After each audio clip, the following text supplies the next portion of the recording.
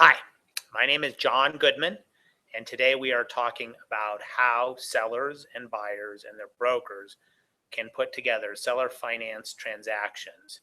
Sometimes these are called owner finance transactions in residential real estate transactions. Now, the first thing to talk about is why would a seller or buyer want to consider having the seller carry the financing? From the seller's perspective, one of the reasons the seller might want to carry financing is if the seller sells the property and receives cash instead of a note, then the seller, if they invest that cash in something like a bank, a certificate of deposits, at the time we are recording this, I believe that certificate of deposits, 5-year certificate of deposits, are paying interest rates of on the order of 1.5%. Whereas at the time we're recording this, it's not unusual for sellers to carry notes at 5 or 6%. Now, with greater yield, there is greater risk, but sellers can reduce that risk some by getting substantial down payments and otherwise qualifying the buyers. And generally, it's my experience, John Goodman experience, that buyers who put 20, 30% down to purchase a property tend not to default on the mortgage.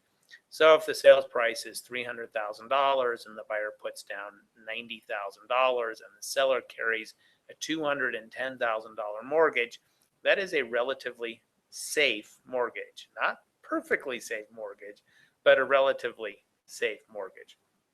Other reasons that seller might want to consider carrying financing is it may be the only way the seller can sell the property.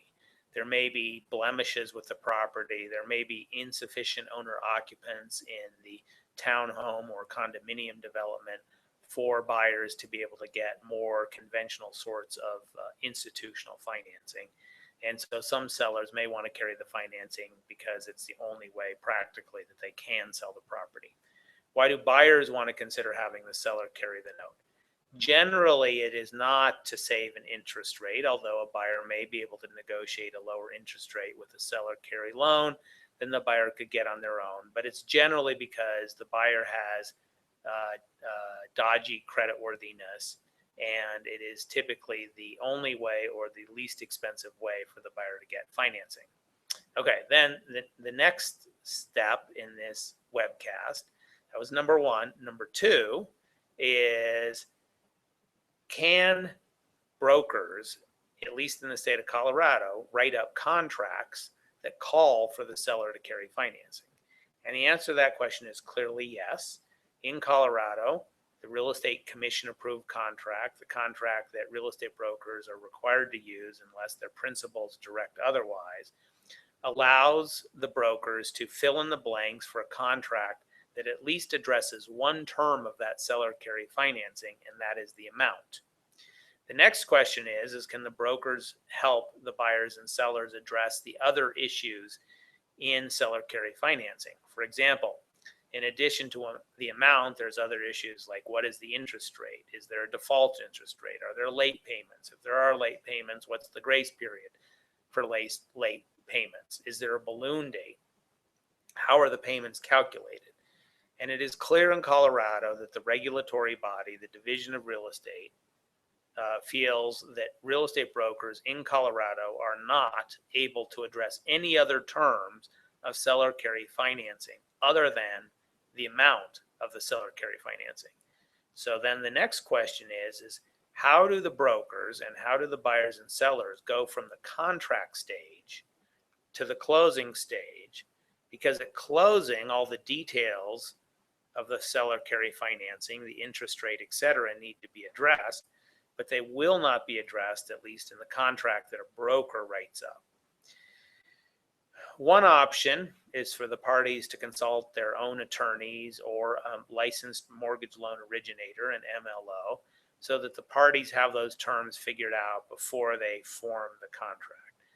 But what more typically will happen is what the Real Estate Commission approved contract in Colorado contemplates is that the deal goes under contract, addressing one of the terms of the seller carry financing, the amount, and then there is a place in section 4.7 of the contract Specifically, it's section 4.7.1 for the contract to specify essentially who takes the first stab at proposing the other terms.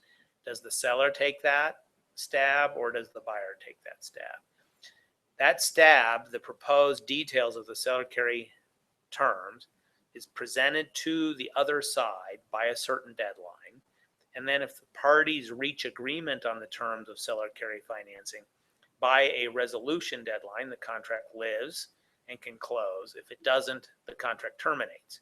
How do unsophisticated buyers and sellers who can't otherwise address these issues address them?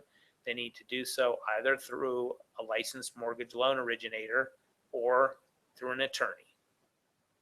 If you're listening to this and you are involved in a transaction in another state, you should contact an attorney in the other state. Otherwise, hopefully this has been helpful to help you figure out how to put together a seller carry finance transaction in the state of Colorado. Be careful out there. Life is complicated.